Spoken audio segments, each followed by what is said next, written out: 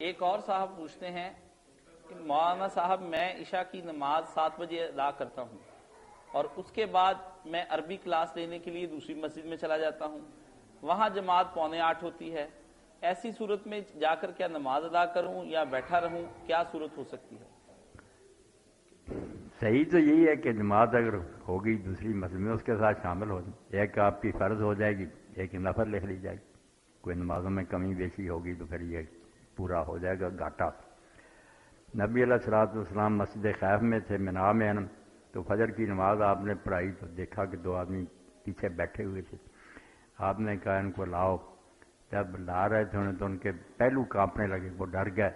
تو آپ نے پوچھا تم مسلمان نہیں ہو؟ کہنے لگے ہاں، تو نماز نہیں ہمارے ساتھ پڑھی؟ وہ کہنے لگے ہم نے اپنے خیموں میں پڑھ لی تھی یہ سمجھ کر کے نماز ہو چکی ہوگی، مگر آئے ہیں تو ابھی ہو رہی تھی، ہم نہیں شامل ہوئے۔ تو آپ نے فرمایا کوئی آدمی یہ نہ کہا کہ میں نے نماز پڑھ لی ہے، بے شک پڑھ لی ہو، مگر کسی جگہ جماعت کھڑی ہو جائے تو وہ اس کے ساتھ شامل ہو،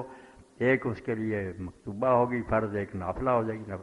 بہانہ نہیں بنا سکتی خواہ مخواہ پیچھے بیٹھا رہے، شامل ہونا چاہیے۔ اب حضرت معاذ ابن جبل رضی اللہ تعالیٰ بہت عالم صحابی ہیں، وہ نبی علیہ السلام کے پیچھے عشاء کی نماز پڑھتے تھے